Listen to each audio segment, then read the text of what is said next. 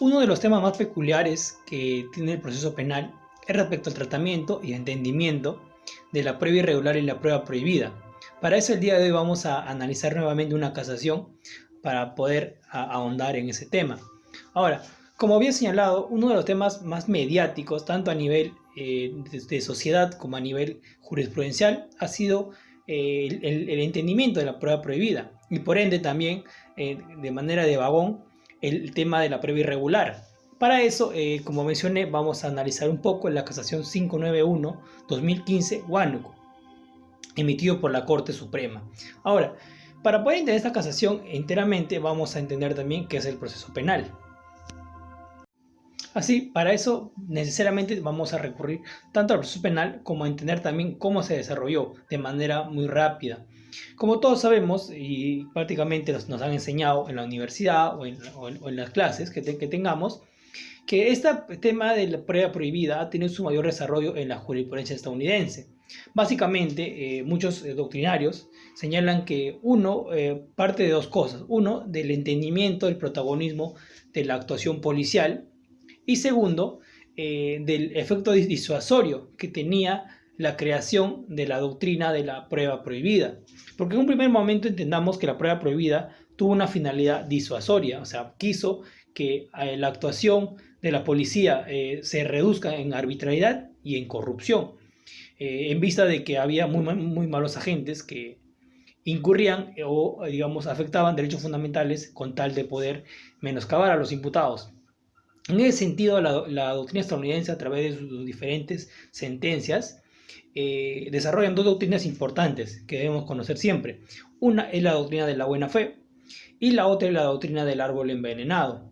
Básicamente, en la primera mencionan que si el efectivo policial actúa de buena fe, a pesar de que enerva derechos fundamentales, esta sí podría valorarse. Y la segunda es la doctrina del árbol envenenado, es que menciona que si es que un acto de investigación se hace afectando derechos fundamentales, las consecuencias de esta primera fuente de prueba van a invalidar las fuentes secundarias, o sea, las fuentes que se originan producto de la primera.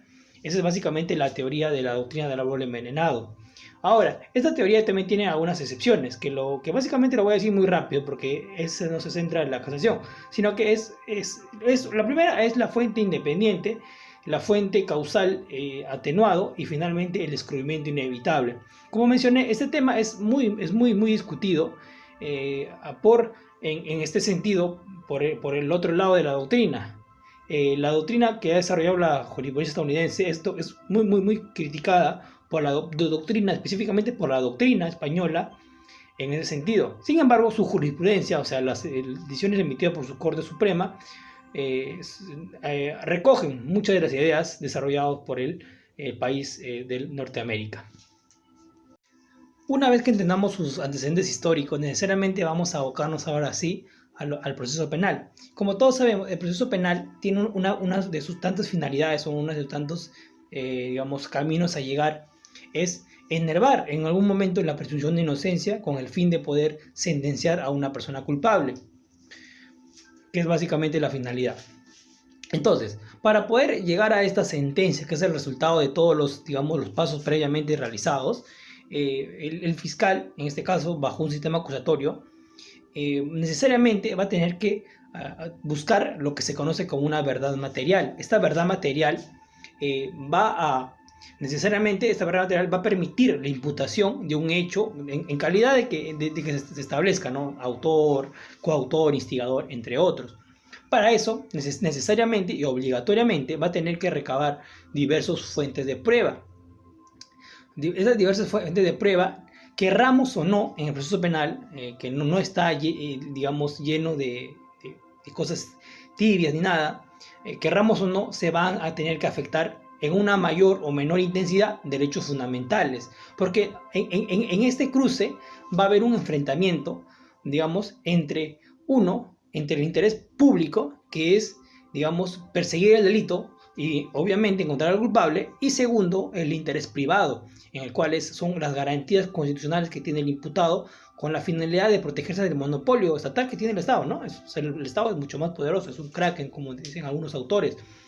Para eso, necesariamente va a tener que haber un límite va a tener un límite, porque recordemos, tal como menciona José María Asensio Mellado, él señala que no se puede investigar a toda costa, o sea, no existe un límite abierto en el cual, digamos, ni que el fiscal, o en este caso la autoridad persecutora, pueda hacer lo que quiere durante una investigación, ni mucho menos existe una sobreprotección al imputado, sino que va a haber una discusión, y esa discusión básicamente se va a definir en base a la legitimidad propiamente de la intervención estatal. Entonces, esta legitimidad va a permitir entender, va a permitir diferenciar un poco qué es la prueba ilícita y la prueba irregular. Así que vamos ahora a adentrarnos en la casación que había mencionado, la 591-2015 Huánuco. Esta casación es interpuesta por los imputados X y Y, sin mencionar nombres para que no nos hagan problema. X y Y interponen su casación, ya que previamente a nivel de las dos instancias, en primera y segunda, es declarado infundado sus recursos de apelación en la sala, y por ende en primera instancia es sentenciado por el delito de tenencia ilegal de arma de fuego, obviamente delito contra la seguridad pública. En ese sentido, los imputados mencionan lo siguiente, y son los hechos que ocurren durante el proceso.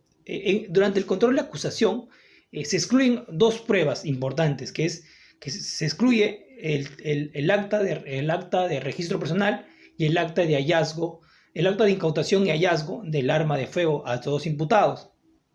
Entonces, en un momento el juicio se lleva con total normalidad, con total tranquilidad. Finalmente se emite la sentencia, y en la sentencia se valora los elementos circundantes a tal como el dictamen pericial de balística, las declaraciones de los policías, entre otros.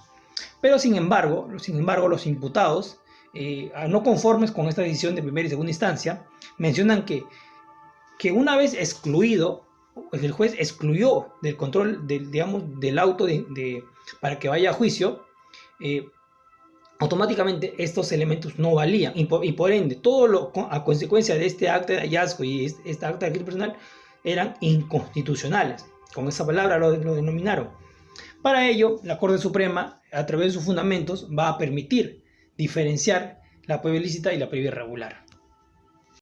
La primera noción que tenemos, y lo que nos enseñan entre la diferencia entre la prueba irregular y la prueba ilícita, o la prueba ilícita y la prueba irregular, es la afectación, o hacia qué va dirigido. Cuando hablamos de prueba ilícita, siempre automáticamente lo vemos que afecta a derechos fundamentales, que va a afectar a derechos fundamentales, o sea, va a afectar al contenido esencial de algunos derechos fundamentales.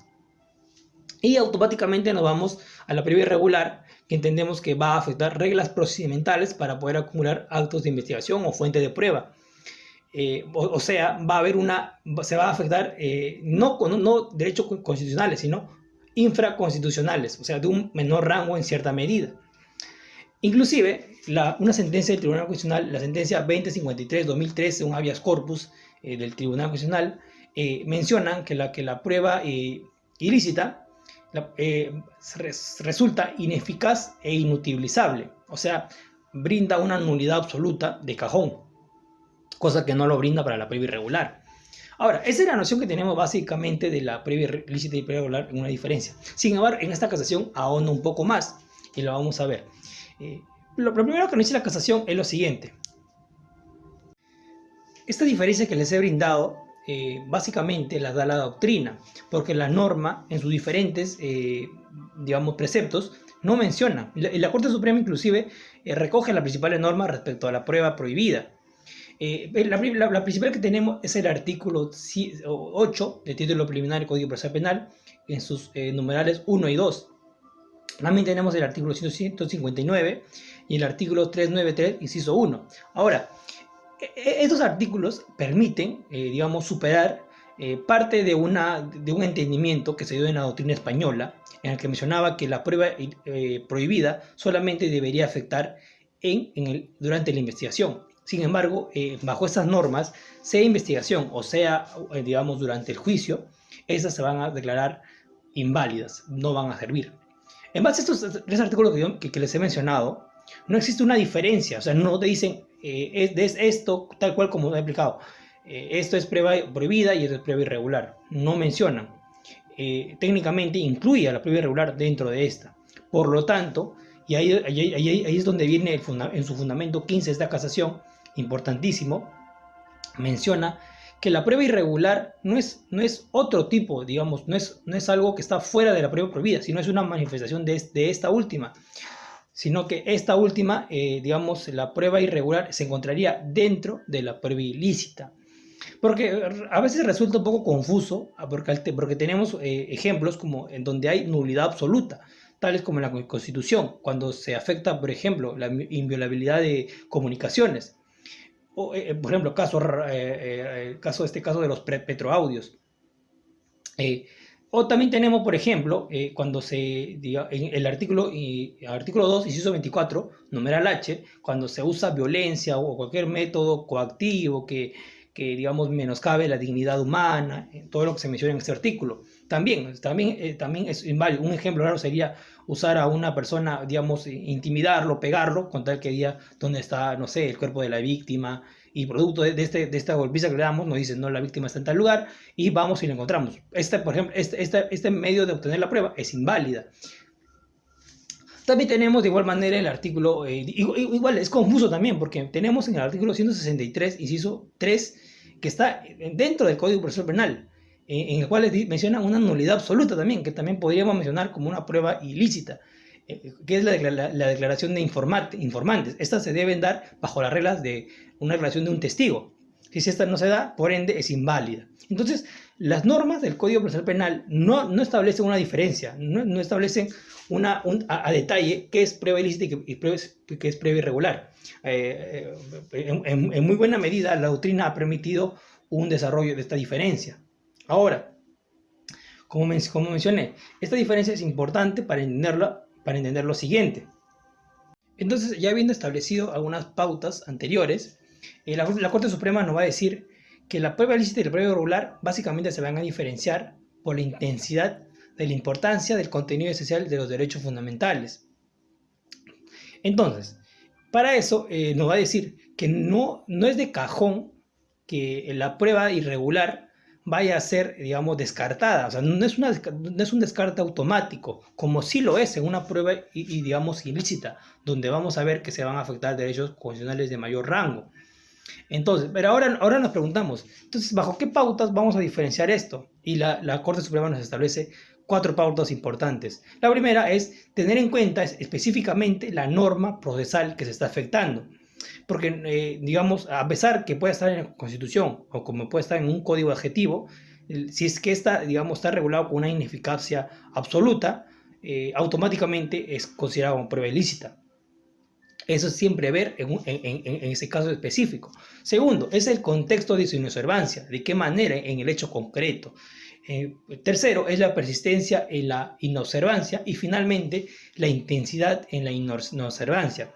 Estas 4 pautas se van a desarrollar básicamente en cada caso en específico. Ahora, en el caso concreto que vemos esta casación, como había mencionado, hubo una denegatoria de 2 actos de investigaciones, digamos, que la Fiscalía presentó en su acusación, las cuales no fueron admitidos o fueron excluidos.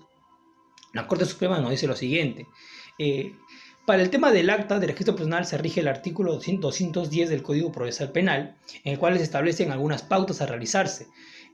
Una de ellas es, por ejemplo, que la solicitud de mostrar qué tiene la persona, señalar las razones de su registro, también tiene la facilidad de que pueda digamos, poner una persona de confianza para que sea testigo del registro personal, entre otros.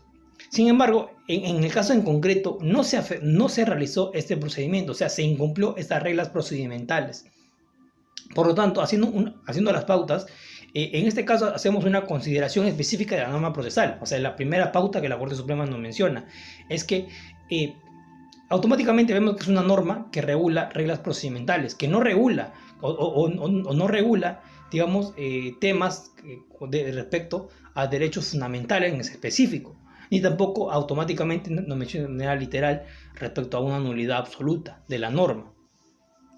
Por lo tanto, automáticamente al verse que esta norma no tiene esos requisitos, esta se podría adecuar a la prueba irregular. Por lo tanto, todos los elementos que derivan de esto no se consideran como prueba, digamos, como envenenada, si que lleváramos la doctrina del árbol envenenado. Por lo tanto, digamos, las pericias de balística, las declaraciones de los policías, sí resultan válidos, o sea, y las cuales, a pesar que el acta de hallazgo y el registro personal fueron, digamos, excluidas, estas demás, digamos, pruebas permitieron que se pueda sentenciar a estos señores.